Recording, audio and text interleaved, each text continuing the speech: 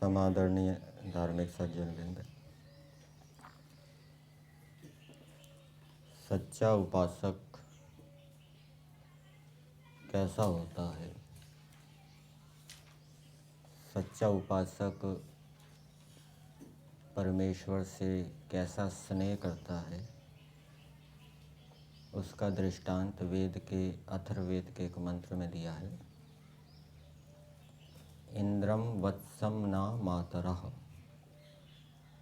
जैसे माताएं अपने बच्चों से स्नेह करती हैं, वैसे ही सच्चा उपासक परमेश्वर से स्नेह करता है। उल्टा उदाहरण है। वैसे बच्चे माताओं से स्नेह करते हैं, हम बच्चे जैसे हैं ना, लेकिन वहाँ पर ऐसा बताया गया है। और एक उपासक परमेश्वर से कह रहा है कि हम आपको चाहते हैं, आप भी हमको चाहो। वेद के मंत्र में ऐसी प्रार्थना की गई है। अर्थात हम आपसे प्रेम करते हुए आपकी आज्ञाओं का पालन कर रहे हैं। पहले हमें ये करना पड़ेगा, फिर ईश्वर हमसे प्रेम करेगा, फिर ईश्वर हमको चाहेगा। वैसे ईश्वर तो सामान्य रूप से सबसे प्रेम करता ही है, लेकिन ईश्वर का विशेष प्रेम किसके प्रति होता है?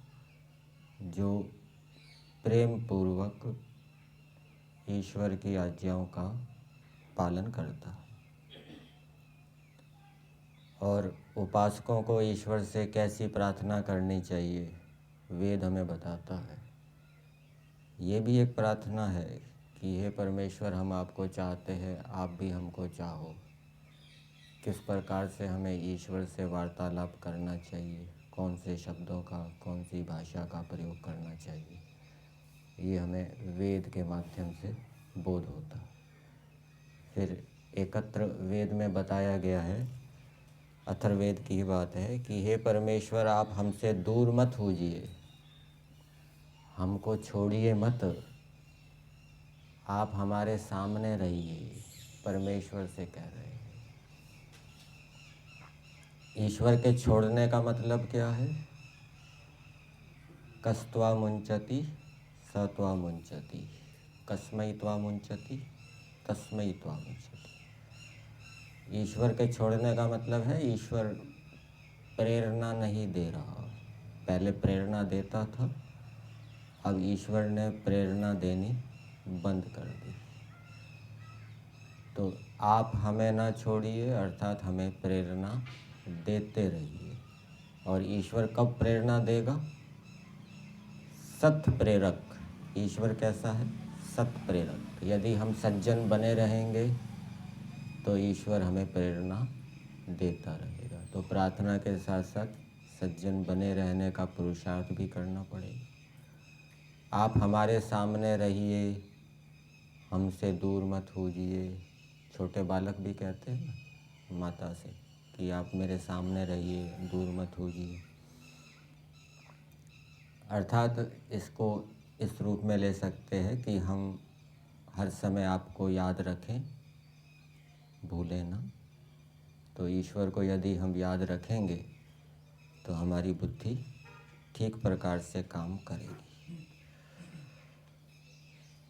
तो सच्चा उपासक बनने के लिए दो बातें आवश्यक हैं।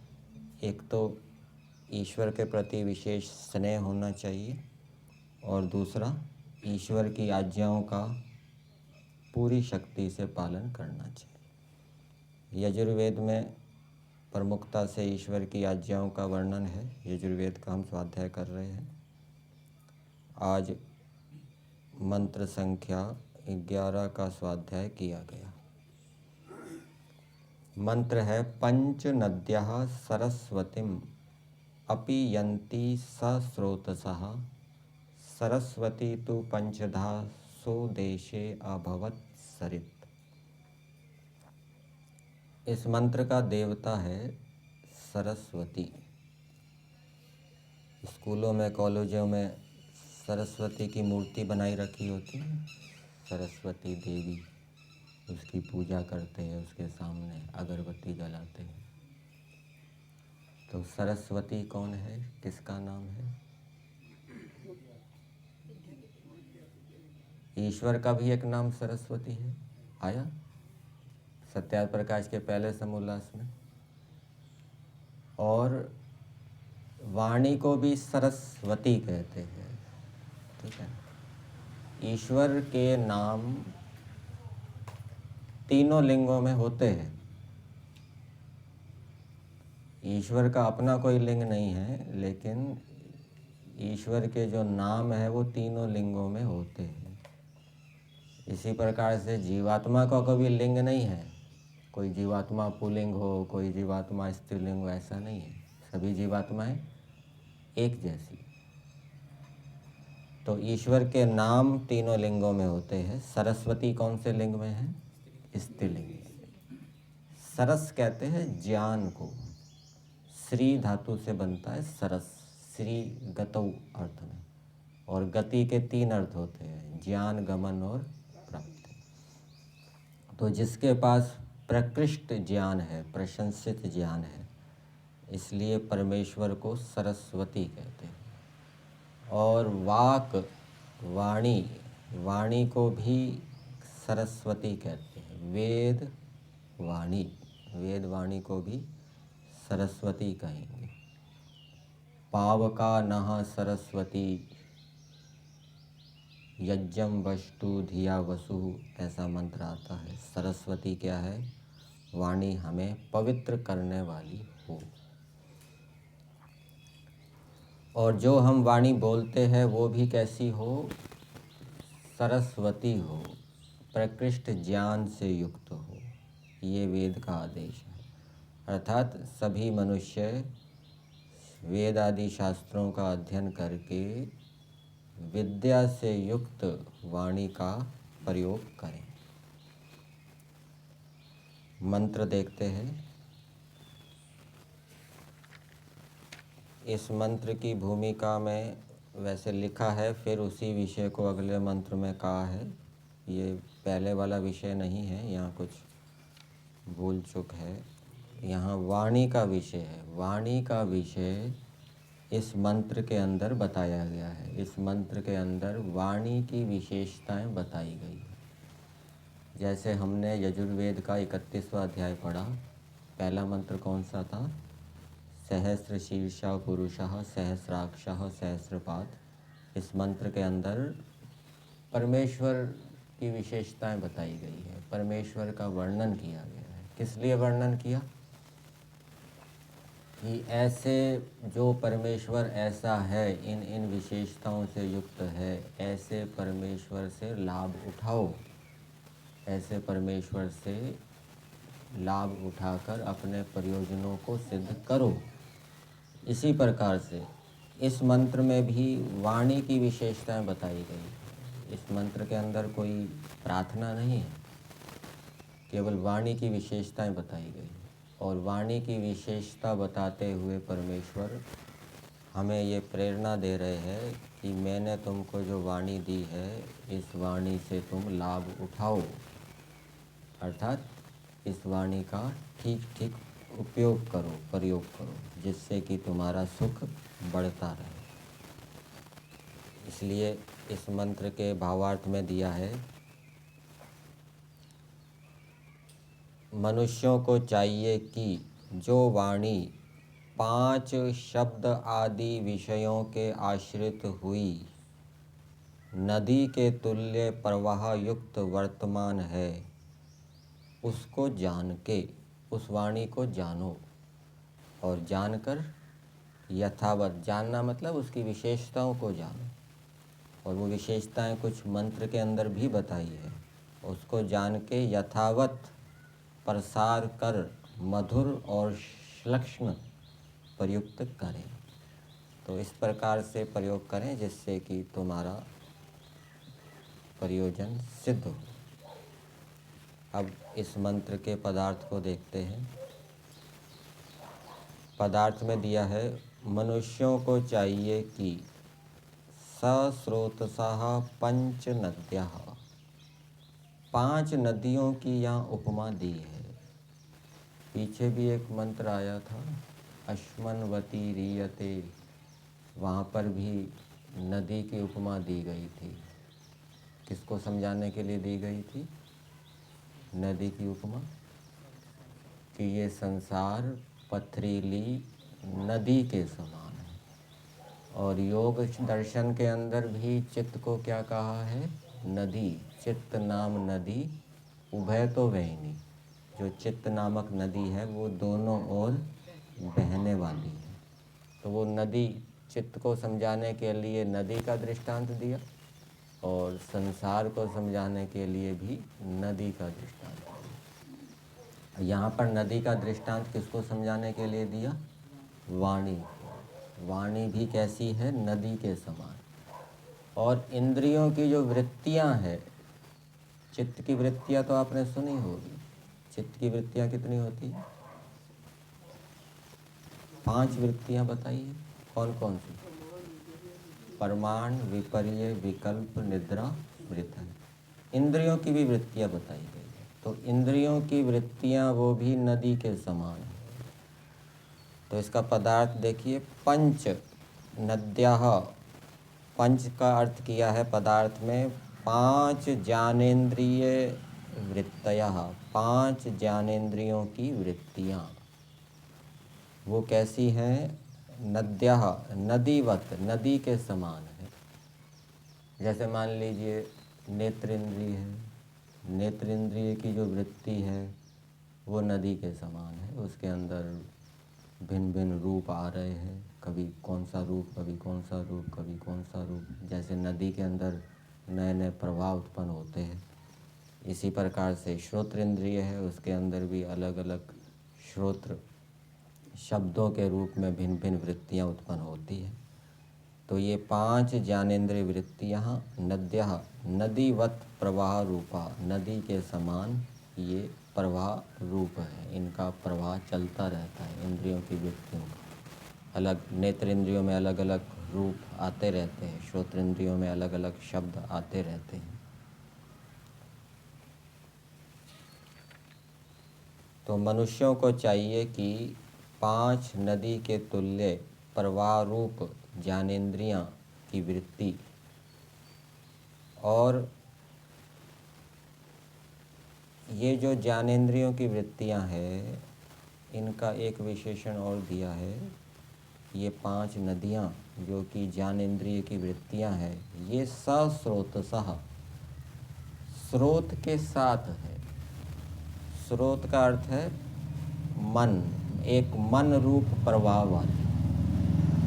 अर्थात ज्ञानेंद्रियों का संबंध मन से जुड़ा हुआ है। मन जिस ज्ञानेंद्रियों को प्रेरित करेगा वो ज्ञानेंद्रिय अपने विषय को जानेगी। मन जिस ज्ञानेंद्रियों को प्रेरित नहीं करेगा वो अपने विषय को नहीं जानेगी। अथवा बाहर से भी विषय आ जाते हैं बलात्। तो यदि मन जिस इंद्रिय के साथ जुड़ा होगा उस इंद्रिय के विषय का ज्ञान होगा, जिस इंद्रिय के साथ नहीं जुड़ा होगा उस इंद्रिय के विषय का ज्ञान नहीं हो। तो ये जो इंद्रियों की वृत्तियां हैं ये सस्रोत सह, मन रूपी स्रोत के साथ जुड़ी हुई है। इनका संबंध मन के साथ है। तो ये 5 नदियाँ अर्थात इंद्रियों की वृत्तियाँ सरस्वतीम अपि यन्ति, प्रशस्त विज्ञान युक्त वाणी को प्राप्त होती है। हम जो वाणी मुख से बोलते हैं उस वाणी में अनेक विषय होते हैं, रूप, रस, गंध, स्पर्श, शब्द। तो ये सारे के सारे विषय हम वाणी के अंदर लेते हैं। तो ये 5 इंद्रियों की जो वृत्तियां हैं ये प्रशस्त विज्ञान युक्त वाणी को प्राप्त होती है। फिर आगे दिया, वह वाणी भी सरित चलने वाली सरस्वती वाणी देशे अपने निवास स्थान में पंचधा 5 ज्ञानेंद्रियों के शब्द आदि विषय। वाणी का निवास स्थान कौन सा है? नेत्र इंद्रिय का निवास स्थान कौन सा है?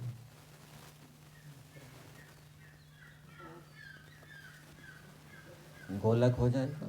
श्रोत्र इंद्रिय का निवास स्थान कौन सा हो जाएगा? श्रोत्र इंद्रिय का जो गोलक है। ठीक है। इसी प्रकार से वाणी का निवास स्थान कौन सा है? जो ये मुख है। ठीक है, यहाँ वाणी रहेगी।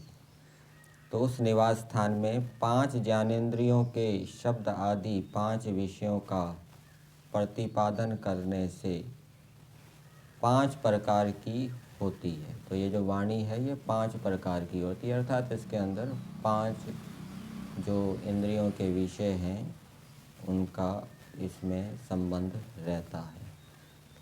तो ये वाणी के विषय में बताया और वाणी को इस मंत्र के अंदर सरस्वती कहा। तो इसके माध्यम से सरस्वती विशेषण के माध्यम से परमेश्वर ये प्रेरणा देना चाहते हैं कि हे मनुष्यों, मैंने जो तुमको वाणी दी है उसको तुम प्रकृष्ट ज्ञान युक्त करो। प्रकृष्ट ज्ञान युक्त कब करेंगे? जब हमारे पास विद्या होगी तभी तो हमारी वाणी विद्या से युक्त होगी। यदि विद्या नहीं होगी तो हमारी वाणी विद्या युक्त नहीं होगी, सरस्वती नहीं होगी। इसलिए विद्या को पढ़ना चाहिए। और दूसरा, ये जो वाणी परमेश्वर ने हमें दी है, इस वाणी से हमें लाभ उठाना चाहिए। कैसे लाभ उठाना चाहिए? वाणी का प्रयोग कैसे करना है ये हमें आना चाहिए। सत्यार्थ प्रकाश की भूमिका में लिखा है, सत्य उपदेश के बिना मनुष्य जाति की उन्नति का और कोई कारण नहीं है। बाबू के मुताबिक, अर्थात इस वाणी के माध्यम से हमें सत्य का उपदेश करना चाहिए। जो भी व्यक्ति जिस भी आश्रम में है, जो उसको सत्य जानता है, समझ में आ गया है कि ईश्वर निराकार है, ईश्वर, जीव और प्रकृति 3 अनादि पदार्थ हैं, मूर्ति पूजा ठीक नहीं है, रामचंद्र जी, कृष्ण जी भगवान परमात्मा नहीं है, जिनको ये सत्य समझ में आ गया है और कर्म के विषय में अहिंसा, सत्य का पालन करना चाहिए, झूठ आदि, हिंसा आदि नहीं करने चाहिए, और जिनके जीवन के अंदर भी है तो उनको उसका उपदेश भी करना चाहिए। तो ये वाणी का क्या है? सदुपयोग है। तो इस उपदेश करने से हमें क्या है? सुख की प्राप्ति होगी, इससे मनुष्य जाति की उन्नति होगी। फिर सत्यार्थ प्रकाश के दूसरे समोल्लास में दिया है वाणी का प्रयोग कैसे करना चाहिए, हमारी वाणी कैसी हो, ये जो परमेश्वर ने हमें वाणी दी है ये कैसी हो। तो सत्यार्थ प्रकाश में लिखा है दूसरे समोल्लास में, एक तो शब्दों का उच्चारण ठीक प्रकार से होना चाहिए, शुद्ध उच्चारण होना चाहिए, अशुद्ध उच्चारण हमें नहीं करना चाहिए। फिर आगे लिखा है मधुर, गंभीर, सुंदर स्वर, अक्षर, मात्रा, पद, वाक्य, संहिता, अवसान भिन्न भिन्न श्रवण होवे। तो जब हम कुछ बोलते हैं, कोई वाक्य बोलते हैं, तो वाक्य बोलते समय मधुर होना चाहिए, गंभीर और सुंदर स्वर से बोलना चाहिए, और इस प्रकार से बोलना चाहिए कि अक्षर, मात्रा, पद, वाक्य ये सब पृथक पृथक श्रवण हो। ये वाणी का सदुपयोग है। इस प्रकार से हमें वाणी का उपयोग करना चाहिए। और फिर आगे दिया, जब बालक कुछ बोलने और समझने लगे तब सुंदर वाणी और बड़े छोटे, मान्य, पिता माता, राजा, विद्वान आदि से भाषण। तो बड़े से कैसे बोलना है, छोटे से कैसे बोलना है, राजा के साथ कोई राजा आ गया तो उससे कैसे बोलना है, विद्वान के साथ कैसी भाषा का प्रयोग करना है, माता पिता के साथ कैसी भाषा का प्रयोग करना है, छोटे के साथ कैसी भाषा का प्रयोग करना है, तो ये सभी आना चाहिए। तो ठीक प्रयोग नहीं करेंगे तो वो जो वाणी है जो ईश्वर ने हमें साधन के रूप में दी है वो हमारे लिए बाधक भी हो जाएगी, दुखदाई भी हो जाएगी। और फिर इस दूसरे समोल्लास में और भी दिया है कि जैसी हानि मिथ्या प्रतिज्ञा करने वाले की होती है। कोई प्रतिज्ञा कर दी, वाणी से भी प्रतिज्ञा करते हैं, तो जैसी हानि मिथ्या प्रतिज्ञा करने वाले की होती है, यहाँ दिया है, वैसी अन्य किसी की नहीं। इससे जिसके साथ जैसी प्रतिज्ञा करनी उसके साथ वैसे ही पूरी करनी चाहिए। जैसे उदाहरण दिया है, आपने कहा कि मैं अमुक समय अमुक स्थान पर आपको मिलूँगा, तो फिर वैसा ही प्रतिज्ञा पूरी करनी चाहिए, नहीं तो हानि है। और यह भी बताया है कि चोरी, जारी, मिथ्या भाषण आदि कर्म जिसने एक बार भी किया उसकी प्रतिष्ठा उसके सामने मृत्यु पर्यंत नहीं होती। तो ये मिथ्या भाषण नहीं करना चाहिए। मिथ्या भाषण कर रहे हैं तो ये वाणी का दुरुपयोग कर रहे हैं। सत्य भाषण कर रहे हैं तो वो वाणी हमारे लिए क्या होगी, मधुर होगी, सुख देने वाली होगी। और भी वाणी के विषय में बताया गया है। सत्यार्थ प्रकाश के तीसरे समोल्लास में दिया है, मनुस्मृति का श्लोक दिया है वह वाणी के विषय में। उसका अर्थ दिया है, जिस मनुष्य के वाणी और मन शुद्ध तथा सुरक्षित सदा रहते हैं। अर्थात ईश्वर ये चाहता है कि मनुष्यों की वाणी कैसी हो, शुद्ध हो, मन भी शुद्ध हो। शुद्ध वाणी का मतलब न्याय दर्शन के अंदर कितने वाणी के कितने दोष बताए, 100 वो गलतियां नहीं होनी चाहिए, ठीक है ना, शुद्ध उच्चारण होना चाहिए। और भी तो जो वाणी और मन, जिसके वाणी और मन शुद्ध तथा सुरक्षित सदा रहते हैं, वही सब वेदांत, श्लोक में दिया है, वेदांत उपगतम फलम।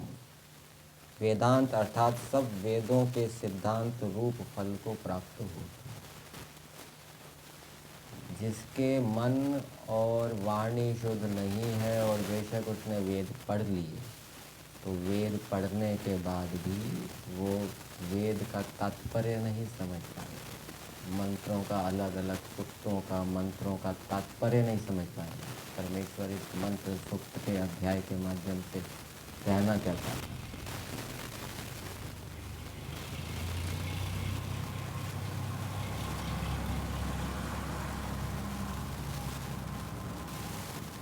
और जिसकी वाणी शुद्ध होगी, जिसका मन शुद्ध होगा, वो वेदों को पढ़ेगा अथवा विद्वानों के उपदेश को सुनेगा तो वो लाभान्वित हो, ठीक है। जैसे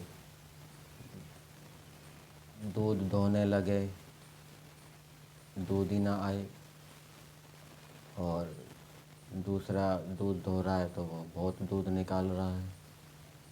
तो जिसका मन और वाणी शुद्ध होंगे तो वेद रूपी वाणी जो कि गौ के समान है, उसको पर्याप्त भरपूर दूध देगी, बहुत उसको ज्ञान विज्ञान मिलेगा। और विद्वानों का सत्संग करने से भी, उनके प्रवचनों को सुनने से भी उसको बहुत ज्ञान विज्ञान की प्राप्ति होगी। लेकिन जिसके वाणी और मन शुद्ध नहीं होंगे वो वेदों का स्वाध्याय कर ले, सत्संग कर ले, उसको कुछ दूध नहीं मिलेगा, कुछ फल नहीं मिलेगा। ठीक है। और भी वाणी का प्रयोग हमें कैसे करना चाहिए, सत्यार्थ प्रकाश के चौथे समोल्लास के अंदर बताया। वहाँ पर एक बात बताई है, सत्पुरुषों को ये योग्य है कि मुख के सामने दूसरे का दोष कहना। क्या बताया? दूसरे के दोष को उसके मुख के सामने कहना और अपना दोष सुनना, और परोक्ष में अर्थात पीछे दूसरे के गुण सदा कहना। ये वाणी का क्या है? सदुपयोग। ये किसकी रीति है? ये सत्पुरुषों की रीति है। सत्पुरुष ऐसे करते हैं, दूसरों के दोषों को उसके सामने कहते हैं और पीछे उसके गुणों की चर्चा करते हैं। और फिर आगे बताया, और दुष्टों की यह रीति है कि सम्मुख तो गुण कहना, चापलूसी भी करते हैं, गुण भी कहते हैं, और परोक्ष में दोषों को प्रकाश करना, पीछे उसके दोषों का प्रकाश करना। ये वाणी का क्या है? दुरुपयोग है। ऐसे व्यक्ति को दुष्ट कहा गया है। तो जब तक मनुष्य दूसरे से अपने दोष नहीं सुनता, वह कहने वाला नहीं कहता, तो ये वाणी का भी लाभ है। ठीक है ना? हम दोष सुनेंगे दूसरे की वाणी के माध्यम से तो हमारा सुधार होगा, अथवा हम किसी के दोष कहेंगे उसके सामने तो उसका सुधार होगा। तो जब तक दूसरा अपने दोष नहीं सुनता और कहने वाला नहीं कहता, तब तक मनुष्य दोषों से छूटकर गुणी नहीं हो सकता। तो ये वाणी का हमें सदुपयोग करना चाहिए। और क्या बताया सत्यार्थ प्रकाश के चौथे समोल्लास में वाणी के विषय में? सत्यम बुर्यात, प्रियम बुर्यात, न बुर्यात सत्यम अप्रियम। तो इसका अर्थ दिया है, सदा प्रिय सत्य दूसरे का हितकारक बोले। दूसरे का हितकारक बोलना चाहिए, सत्य बोलना चाहिए। अप्रिय सत्य अर्थात काणे को काणा नहीं कहना चाहिए, अंधे को अंधा नहीं कहना चाहिए, लंगड़े को लंगड़ा नहीं कहना चाहिए। ये अप्रिय सत्य है। अनृत अर्थात झूठ, दूसरे को प्रसन्न करने के लिए झूठ भी नहीं बोलना चाहिए। सदा भद्र अर्थात सबके हितकारी वचन बोले। तो ये वाणी का सदुपयोग है। और फिर एक यहाँ पर महाभारत का उद्योग पर्व का श्लोक दिया है, ये विदुर नीति के अंतर्गत भी बताया गया है। पुरुषो बहवा राजन सततम प्रियवादिना। इसका अर्थ दिया है, हे धृतराष्ट्र, इस संसार में दूसरे को निरंतर प्रसन्न करने के लिए प्रिय बोलने वाले प्रशंसक लोग बहुत हैं, परंतु सुनने में अप्रिय विदित हो और वो कल्याण करने वाला वचन हो, उसका कहने और सुनने वाला पुरुष दुर्लभ होता है। तो ये वाणी का प्रयोग हमें इस प्रकार से करना चाहिए। और चौथे समोल्लास में ही एक बात और लिखी है कि यह भी ध्यान रखें कि जिस वाणी से सब अर्थ अर्थात व्यवहार निश्चित होते हैं, वह वाणी ही उनका मूल और वाणी ही से सब व्यवहार सिद्ध होते हैं। तो ये ईश्वर ने हमें वाणी दी, इससे हमारे सब व्यवहार सिद्ध होते हैं। कितनी महत्वपूर्ण वाणी है। कोई गूंगा है बेचारा, वो अपनी बात कह ही नहीं सकता, दूसरे को कुछ समझा ही नहीं सकता। कितना वाणी का महत्व है। तो उसके विषय में बता रहे हैं, उस वाणी को जो चोरता अर्थात मिथ्या भाषण करता है। मिथ्या भाषण करना क्या है? वाणी को चोरने के समान। वह सब चोरी आदि पापों को करने वाला है। इसलिए मिथ्या भाषण आदि रूप अधर्म को छोड़कर जो धर्माचार अर्थात ब्रह्मचर्य, जितेंद्रियता से पूर्ण आयु और धर्माचार आदि करना चाहिए, ये बताया गया है। और वाणी के विषय में 5वें समोल्लास में बताया है। वहाँ पर जहाँ संन्यास प्रकरण में सन्यासी के कर्तव्यों को बताया गया है, तो उसमें लिखा है,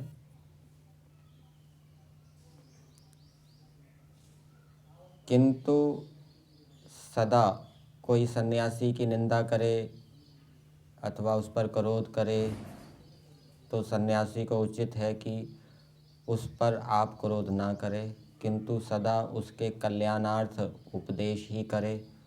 और वाणी के विषय में बताया, ये वाणी कैसी है? मुख, दो नासिका, दो आँख और दो कान के छिद्रों में बिखरी हुई वाणी है। ये वाणी कैसी है? मुख में, दो नासिका में, दो आँख के, दो कान के छिद्रों में बिखरी हुई वाणी का किसी कारण से मिथ्या कभी ना बोले। इस वाणी को किसी भी कारण से मिथ्या ना बोले। ये सन्यासी के विषय में बताया। वहाँ पर भी मतलब कि सबको सत्य भाषण करना चाहिए जो भी जिस आश्रम में है। और क्षत्रिय के विषय में बताया, राजा को भी, जितने भी क्षत्रिय हैं उनको भी सत्यवादी होना चाहिए, मिथ्या भाषण करने वाला नहीं होना चाहिए। यहाँ पर मनुस्मृति का अर्थ दिया है, जो उस दंड का चलाने वाला सत्यवादी, विचार करने वाला बुद्धिमान है, तो क्षत्रिय को भी सत्यवादी होना चाहिए। और आगे बता रहे हैं क्षत्रिय के जो व्यसन बताए गए हैं, काम से उत्पन्न होने वाले व्यसन, तो दूसरे की निंदा करना ये भी एक व्यसन है। और ये व्यसन किससे उत्पन्न होता है? काम से उत्पन्न होता है। और फिर आगे बताया क्रोध से उत्पन्न होने वाला व्यसन। क्रोध से उत्पन्न होने वाले व्यसन में बताया दोषों में गुण और गुणों में दोषारोपण करना, ये क्रोध से उत्पन्न होने वाला व्यसन है। तो ये क्रोध से युक्त होता है तब व्यक्ति वाणी का भी दुरुपयोग करता है। तो इन व्यसनों से बचना चाहिए। वाणी के दोष न्याय दर्शन के अंदर भी बताए गए हैं। कौन कौन से दोष बताए हैं न्याय दर्शन के अंदर वाणी के?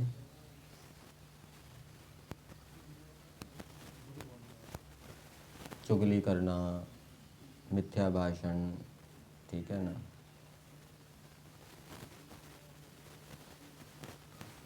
नहीं, जहाँ 10 मन, वचन और शरीर के 10 अच्छे कर्म और 10 बुरे कर्म बताए गए हैं, वहाँ उसी प्रसंग में बताए गए हैं।